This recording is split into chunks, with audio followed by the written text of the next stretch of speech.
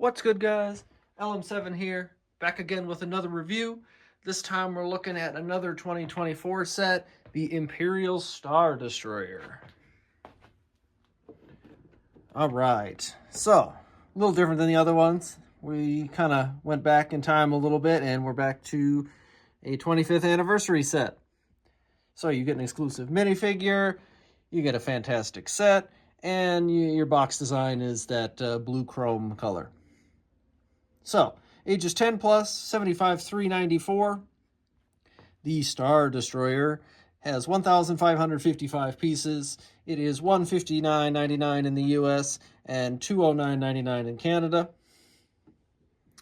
You get 6 minifigures plus an exclusive one.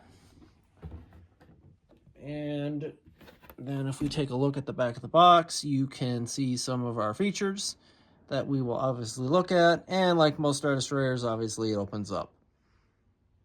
And I like the like shipyard background they got going on. It fits the aesthetic of the box, in my opinion.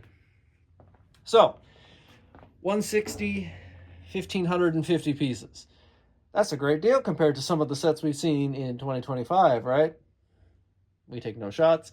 Anyway, rambling aside, this is a fantastic set and should be, at least nowadays, the benchmark for what these flagship sets should be, you know? It's almost $200. That's a lot of money. So it should be worth that much money. That being said, let's take a look at the build. Humongous instruction booklet, as expected for a flagship set, but still contained within one book.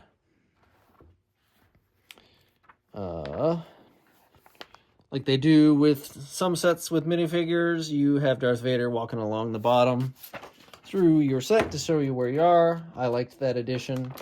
I don't know if I've ever mentioned that, but I do. And basically, at the end here's your final model. It's about 300 pages of instructions. So a pretty solid build. It's going to take you a little while, a couple hours at least. Maybe a sitting or two, depending on your build level. And it's kind of what you expect if you've ever built a Star Destroyer before. They're all kind of similar in a way. You got to build the frame, and then you build the bridge, and you know, maybe you build plates that go on top. Maybe they fold. In this case, they do fold. So it's a decent build. Obviously, I built it a long time ago, so you don't get the time lapse of that, unfortunately. But moving on, let's look at some dudes. So we're going to start with the least important guys and then get to the named characters. You just get a regular Stormtrooper. Nothing too crazy, no double-sided head or anything. Just your basic Stormtrooper. I think it's the same as the ones in the Death Star and all kinds of normal sets. Then you get, they all have different designations. They're all slightly different. So this guy is labeled as an Imperial crew member nowadays. And he's got the black helmet and, you know, basic minifig printing, but he does have the little microphone so he can talk. No double-sided face because of his hat this time around. And he comes with a little pistol, nothing too crazy about him. You get a gunner. This time around, he's just labeled as an Imperial gunner and not a Death Star gunner, obviously, because he's on a Star Destroyer. Sorry, she's on a Star Destroyer. No double-sided face, which is interesting because they do that later on. And by later on, I mean next. You get a Navy Trooper, which used to be the Death Star gunners. More accurate nowadays, but forever ruined people. So pretty basic printing, no arm printing, no leg printing. Dead, actually. Minimal back printing. But like I was saying, for the other one, this guy actually gets a double-sided face for some reason. Not entirely sure why, but okay. And I think this character is new. I don't think we've ever got Commander Prodigy before. But as far as it goes, he's not a very remarkable character. He just has his rank plate on his chest there, but other than that, he doesn't even get a double-sided face, and he has really no printing. But he's all right. You could even ignore his name and just say he's a crew member. And then obviously to get the appeal, you get the Man of the Hour, Darth Vader. He does in fact have the arm printing and the leg printing, along with his classic helmet that they've been using for several years now. Technically double-sided head because of his burns, and just your standard Darth Vader printing on him. Nothing too crazy on this Darth Vader, but still a nice figure to have, especially because you get an exclusive minifigure, and they come with your little exclusive plaque. But you also get the highly sought after Cal Kestis. Only set you can get him in, and he's a pretty popular minifigure right now. It's still worth quite a bit of money if you don't want to pick up the Star Destroyer. So if you're looking for him online, expect to drop a couple bucks on this guy. But he's a good representation from the video games. Maybe we'll even see him in live action soon. Who knows? But they give him his standard blue lightsaber, and looks pretty good. He's got pretty decent printing, and double-sided head with scars all over, and he's even got foot printing this time around. So a worthwhile exclusive minifigure, obviously. So if you're still on the fence, and you can still find the Star Destroyer, because it's getting up there. It's probably getting ready for its retirement date sooner or later. Definitely, if you don't care about the Star Destroyer, but you're all about your minifigures, this is the one to do it for. And, you're going to have Darth Vader fight Cal Kestis, because even though he's kind of an outlier in the set, obviously, because he's a exclusive guy, you can still be like, oh, we infiltrated the Star Destroyer and is fighting Darth Vader, or whatever. They do that kind of stuff all the time. All right, so a decent set of minifigures. 7 isn't bad for a flagship set. Some have more, some have less. This one, you get the Cal Kestis and you get Darth Vader. Otherwise, the other guys are pretty unremarkable. They're your standard array of Imperial guys with minimal printing and whatever. So, not the greatest selection, but a good selection. Obviously, everyone always wants more Stormtroopers, blah, blah, blah. But the real kicker is the actual set this time around. And this Star Destroyer is no joke. It's a wonderful set. It's a little smaller than the last play scale size Star Destroyer, I do believe. Still in the process of getting my stuff moved up here, so I don't have my other one to show off. But when I was taking it apart to move it, it does. It was definitely bigger.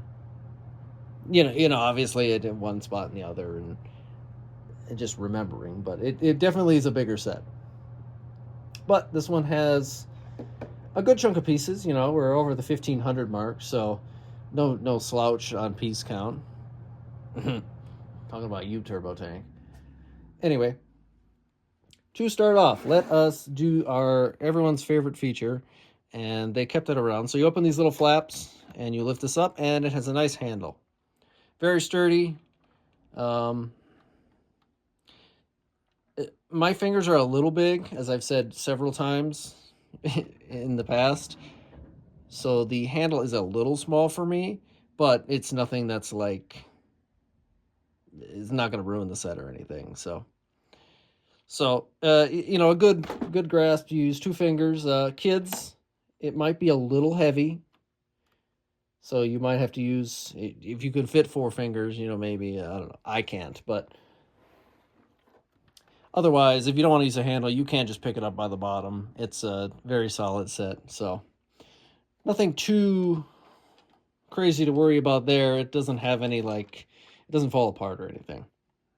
So that is good playability. I'm just showing off a little bit of the way they built this in here. I just thought this was fun. That's how they keep the panels at the right angles. So Then if you look right here, you have your spring-loaded shooters. Never going to shoot those. We'll say that in every video. But you can press those and it has missiles. We love putting missiles in things. I don't, obviously. But for the play features, you know, it's fun to swoosh around. And, you know, if you have the X-Wing and TIE Fighter that we reviewed a little while ago, you also can, you know, have your X-Wing fly by and still have your Star Destroyer shoot at it and all that fun stuff. Moving on, it doesn't really have any kind of crazy greebling this time around because they removed the way this is a fold one where the panels fold together up and over, so you can kind of get some underside detail. Not a ton either. But so the greebling on the side is removed because that's where the hinges are nowadays. But they occasionally throw in a greeble here and there, and the top isn't terrible. You know, you have your little plates and panels here and there. But it's basically a big gray triangle, as they all are. So looking at probably the most impressive part, as far as detail goes, is the engine. This is interesting. This kind of pseudo-illegal technique that they're using for these panels there. That's kind of neat. To block off the engine, and then you do have a little bit of greeble here, I guess. But there's your engines. A little less than the other ones, honestly. Not my favorite, but they still do what they do. And they can spin if you really want them to, for whatever reason. And then we might as well just look at the greebling here on the top, because that's where they tend to put most of the details, since it's the most iconic part. A little bit of greebling. This is actually a feature this time around. You can open this up and you have storage for your other missiles, which everyone knows I do love that. And it's a good use of this section since we're not using it for like minifigure bridge or anything this time around. The bridge does not open on this version of the Star Destroyer, so it is completely solid and built in. But you get some nice detail this time around. One little sticker. Nothing too bad. I like how they did this. It's nothing crazy, but it's a nice little detail there. No, it doesn't. It does not open in any real capacity. It's pretty tightly built in there to get the right angles and such.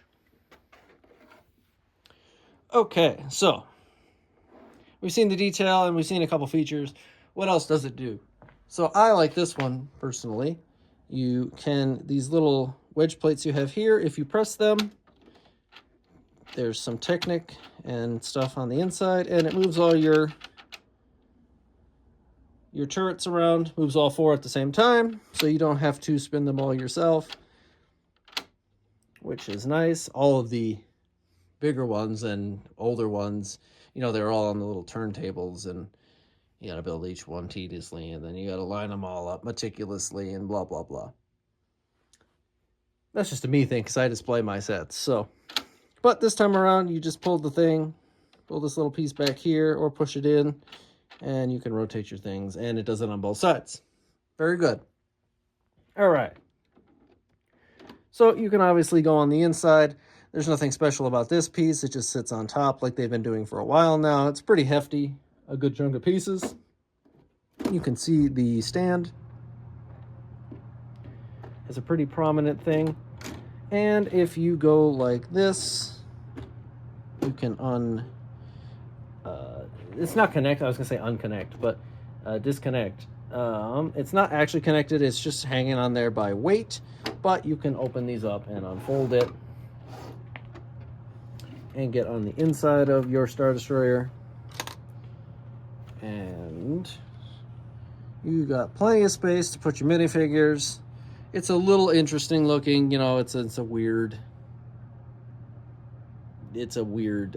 orientation, but you got some seats up here in the front for a couple guys. You got a space over here.